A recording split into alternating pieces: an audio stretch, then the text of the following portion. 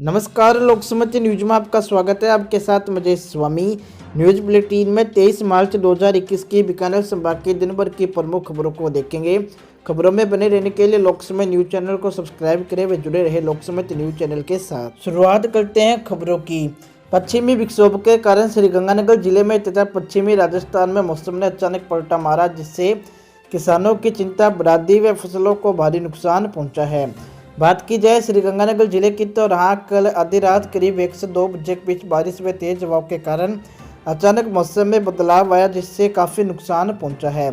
शहर के कई हिस्सों में अचानक तेज हवाएं चलने के कारण जगह जगह पर पेड़ गिर जाने से मार्ग अवरुद्ध हो गए। बिजली के खंभों के व तारों के टूट जाने के कारण विद्युत तंत्र का काफ़ी नुकसान हुआ है। कुछ दुकानों के फ्लैक्स भी टूटकर गिर गए। शहरी व ग्रामीण क्षेत्रों में ट्रांसफार्मर व खंभों को नुकसान पहुंचा, जिससे कुछ इलाकों में विद्युत आपूर्ति ठप हो गई। किसानों के लिए तूफान मुसीबतों का पहाड़ बनकर टूट पड़ा। तेज हवाएं चलने से खेतों में खड़ी सरसों, गेहूं, चना सहित कई फसलों को नुकसान हुआ। जो फसलें पूरे पका पर थी व जमींदोज हो गई तथा कनिजी वितरिका नल टूट जाने के कारण कई किसानों की फसलें जलमग्न हो गई। जिला मुख्यालय के अलावा अनूपगढ़, गढ़सिंहपुर, पदमपुर, रायसीनगर, कैसे सिंहपुर, सादुलशहर, चुनावत तथा हनुमानगढ़ जिले के अनेक स्थानों पर बारिश व तूफान के कारण हुए नुकसान की सूचना मिली है। फसल खराबे को लेकर कई जनप्रतिनिधियों ने सरकार से तत्काल फसलों के मुआवजा देने की मांग की है। मौसम विभाग द्वारा राजस्थान के कुछ जिलों में बारिश व तेज तूफान की घोषणा की गई थी। ते हैं अगली खबर की ओर। श्रीगंगानगर से संवाददाता रणदीप राणा ने बताया कि आज शहीद दिवस के उपलक्ष्य में भगत सिंह, सुखदेव और राजगुरु की शहादत को आज याद किया गया। जिला मुख्यालय पर अनेक संगठनों ने कार्यक्रम आयोजित कर शहीदों को श्रद्धांजलि दी। सुबह पतंजलि से जुड़े लोगों ने शहीद भगत सिंह चौक पर श्रद्धांजलि कार्यक्रम में भगत सिंह की प्रतिमा पर माल्यार्पण कर उनकी शहादत को याद किया। इसके बाद सिट्टू व माकपा नेताओं ने भी शहीद भगत सिंह, सुखदेव और राजगुरु को श्रद्धांजलि। आज शहीद जब भगत सिंह की श्रद्धांजलि देने पहुंचे हैं। आज शहादत दिवस है भगत सिंह, राजगुरु, सुखदेव का। और जिस तरह से इन्होंने अंग्रेज़ों के खिलाफ लड़ाई लड़ी थी, आज वही काले अंग्रेज बन गए हैं। मोदी ने आज वही दमनकारी नीति हमारे किसानों पे लागू कर दी है, मजदूरों पे लागू कर दी है, जिसका खामियाजा हमारे किसान भुगत रहे हैं। लाखों की संख्या में किसान बॉर्डरों पे बैठे हैं और मोदी सरकार का विरोध कर रहे हैं। मोदी हमें वहाँ पड़ेगा, वो लड़ाई को जीतेंगे। इनकलाब जिंदाबाद। सब शहीद दिवस पर इकट्ठे हुए हैं। आज के दिन भगत सिंह, सुखदेव, राजगुरु तीनों को 24 मार्च को फांसी देनी थी, लेकिन एक दिन पूर्व अंग्रेज सरकार डर के उनको एक दिन पूर्व फांसी दे दी। इतने भय था उनके मन में। तो देश की आज़ादी के लिए अनेकों शहीदों ने अपने बलिदान दिया है, तब जाके ये हमारे को आज़ादी मिली है। आज हमें भी संकल्प लेना है कि हम देश के लिए जिएंगे। देश के खिलाफ कोई भी ऐसा बोलने वाला हो, हम उसके साथ नहीं हैं। बढ़ते हैं अगली खबर की ओर। गरसाना से संवाददाता बिशनलाल सरस्वत ने बताया कि गरसाना में एसीबी की टीम ने पीएचईडी विभाग के वरिष्ठ सहायक एवं जेईएन को बिल पास करवाने की एवज में 20,000 की रिश्वत लेकर ट्रैप किया है। यह कार्रवाई एसीबी के अपर पुलिस अधीक्षक वेद प्रकाश लखोटिया व सीआई विजेंद्र सिल्ला के नेतृत्व में की गई। परिवादी संदीप ने एसीबी को शिकायत दर्ज कराते हुए आरोपी जेएन अमरजीत व यूडीसी बालूराम बुडानिया द्वारा बिल पास करवाने की एवज में कमीशन के तौर पर 20,000 रुपयों की रिश्वत की मांग की गई तथा आज सत्यापन के बाद एसीबी टीम ने कार्रवाई को अंजाम दिया।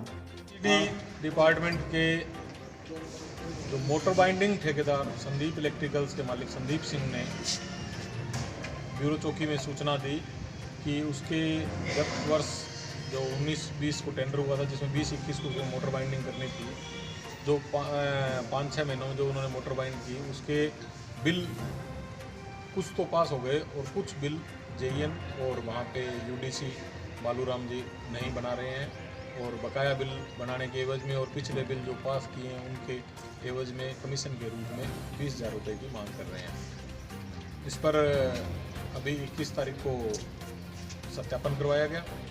सत्यापन के दौरान 20,000 रुपये की मांग की पुष्टि हुई और फिर अग्रिम कार्रवाई करते हुए आज परिवादी की तरफ से बालूराम को 20,000 रुपये देते हुए रंगे हाथों गिरफ्तार किया गया। प्रकरण में कालूराम की JN से वार्ता कराई गई और दोनों की इस रिश्वत राशि में सहमति पाए जाने पर दोनों को गिरफ्तार किया गया। आगे सर क्या कार्रवाई चल रही है? अभी कागजात तैयार कर रहे हैं और उसके बाद बढ़ते हैं अगली खबर की ओर।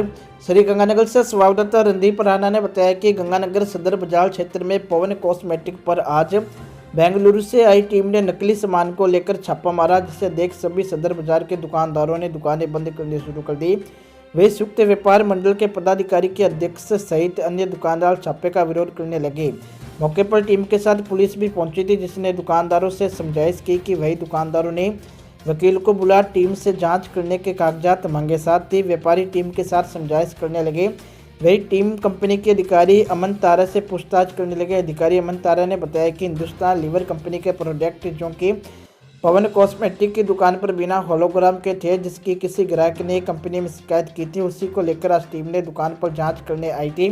व्यापारियों के विरोध करने निकालने की कोशिश की गई। इसे लेकर कोतवाली थाने में व्यापारियों के खिलाफ परिवाद भी दिया गया। वही सभी व्यापारी भी कोतवाली थाने में पहुंच गए और कोतवाल से छापे को लेकर वार्ता की। बढ़ते हैं अगली खबर की ओर। बीकानेर से लोकसमत संवाददाता भवानी जोशी ने बताया कि शहीद दिवस के अवसर पर फिक्र ए मिलत ब्लड हेल्पलाइन सोसाइटी की ओर से विशाल रक्तदान शिविर का आयोजन किया गया।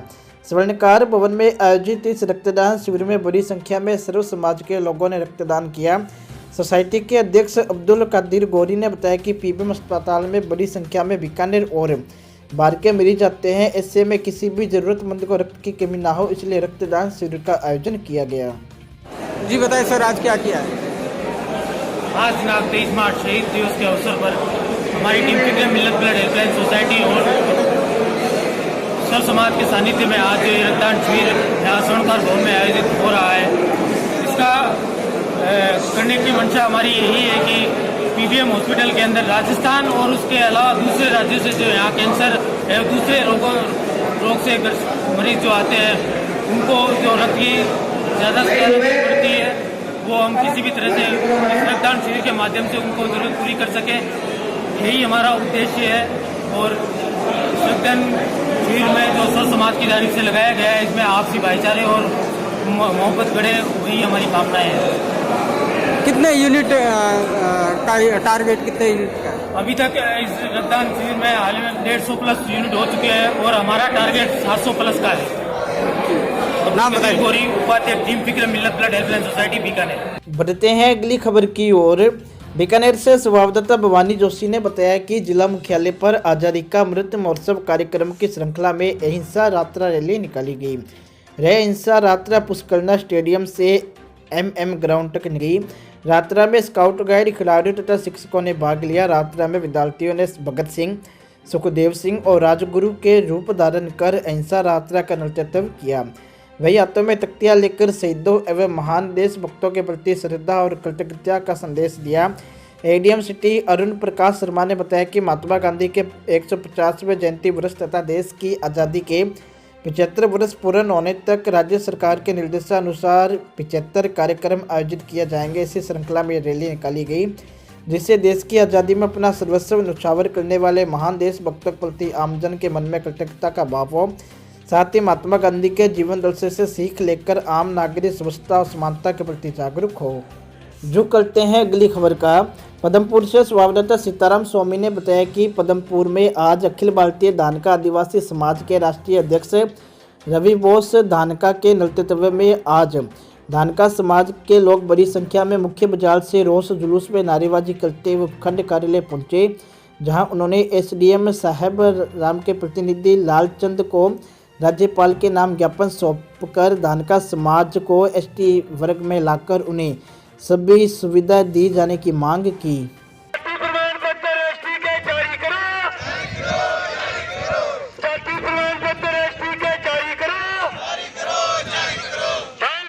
धानका माना गया, उसके ST के प्रमाण पत्र जारी करेंगे, लेकिन जो बाबा साहब भीमराव अंबेडकर जी ने संविधान बनाया, उस संविधान के साथ छेड़ने का काम किया तो इस गुंगीबेरी सरकार ने किया, जो कि एक विशेष जाति के दबाव में काम करने वाली सरकार धानका समाज के साथ दुरुपयोग करने का काम किया,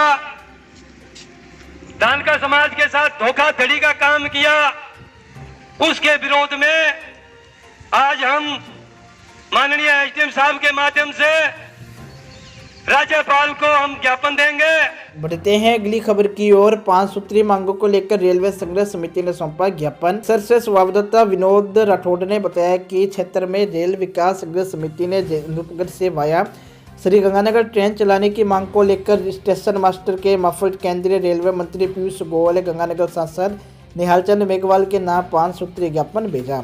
ज्ञापन में बताया कि यहाँ नजदीकी ऐतिहासिक बुड्ढा जोर गुरुद्वारा व हॉस्पिटल है, जहाँ बड़ी संख्या में मरीज व श्रद्धालु आते हैं तथा जहाँ जेठसर कृषि फार्म भी स्थित है। इसलिए अनूपगढ़ से स्वरूपसर रेलखंड को बाईपास के जरिए कैनाल रूप से जेठसर की ओर जोड़े, ताकि जिला मुख्यालय से अनूपगढ़, विजयनगर, रामसिंहपुर आदि मंडियों से सीधा जुड़ाव हो जाए, जिससे रेलवे को स्वरूपसर से अथवा सूरतगढ़ से पावर इंजन की दिशा बदलने का समय, ऊर्जा खर्च की बचत होगी। इसके अलावा कोचीवली सुपरफास्ट नांदेड़ रेल का ठहराव जेठसर में करने, अनूपगढ़ से Amritsar via canal Zoop line rail सेवा शुरू करने, जेठसर रेलवे स्टेशन का शेड काफ़ी छोटा है उसे बड़ा करने व अन्य मांग रखी। ज्ञापन सौंपने वालों में व्यापार मंडल अध्यक्ष वेद प्रकाश सेतिया सहित बड़ी संख्या में लोग शामिल थे। चलते हैं अगली खबर की ओर।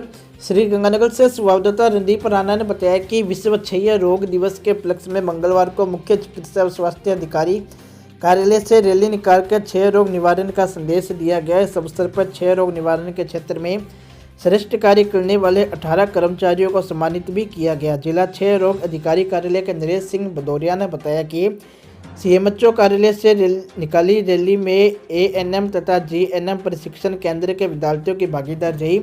रैली के समापन अवसर पर इंडियन मेडिकल एसोसिएशन अध्यक्ष डॉक्टर सुभाष राजोतिया ने क्षय रोग निवारण का संदेश दिया। उन्होंने क्षय रोग के प्रकार के बारे में बताते हुए क्षय रोग से उपचार व निदान की भी जानकारी दी।